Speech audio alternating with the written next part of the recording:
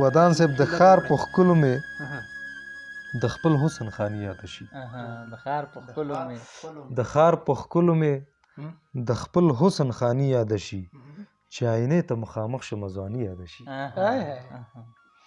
د ښار په ښکلو مې د خپل حسن خاني یاده شي، چې آینې ته مخامخ شمه ځواني یاده شي.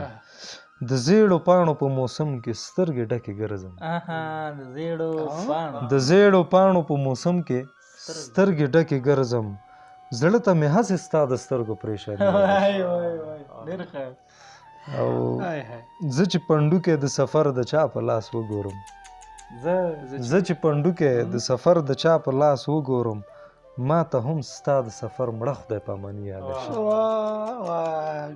زه چې پنډوکې د سفر د چا په لاس وګورم، ما ته هم ستا د سفر مړه خدای پاماني یاده شي. او نیاز دې په هر چا و ګراني و ستا د حسن ډېره، نیاز دې په هر چا و ګراني و ستا د حسن ډېره. د تبسم دې ماته هغه ارزاني یاده شي. نیاز دې په هر چا و ګراني و ستا د حسن ډېره. د تبسم دې ماته هغه ارزاني یاده شي. او په یوه لار رانه خپلوان لاړل په بله یاران، په یوه لار رانه خپلوان لاړل په بله یاران.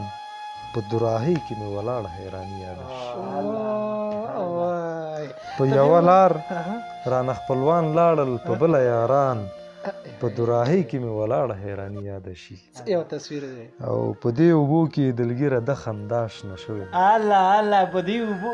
په دې اوبو کې دلګیره د خندا شنه شوې. د هغې ښکلې مې طبیعت باندې ګراني یاده شي. ډېره مننه. زبردست. ډیر او بل به انتخاب ایته غزل.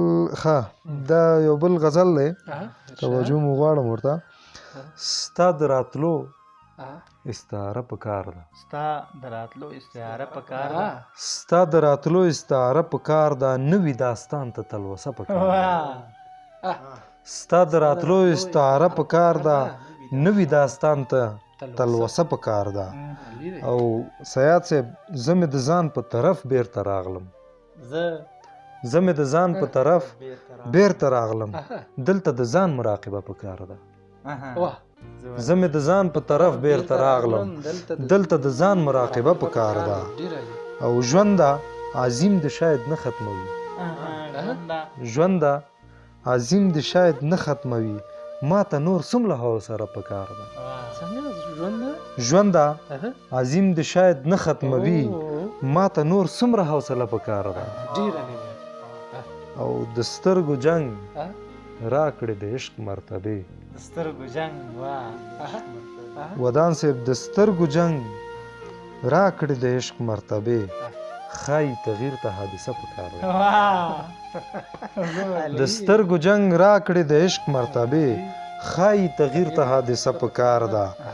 او زما په جسم کې څه پاتې ښکاري، زما په جسم کې څه پاتې ښکاري. زما د روح سره رشته پکار ده، زما په جسم کې څه پاتې ښکاري. زما د روح سره رشته پکار ده. او ما ته یې خاورې ښکلول پکار دي، د یار د کور مخ ته کوڅه پکار ده. ما ته یې خاورې ښکلول پکار دي، د یار د کور مخ ته کوڅه پکار ده. او دلګیره دلته که اوبه خبروې، دلګیره دلته که اوبه خبروې، په اوازونو کې لمبه پکار ده.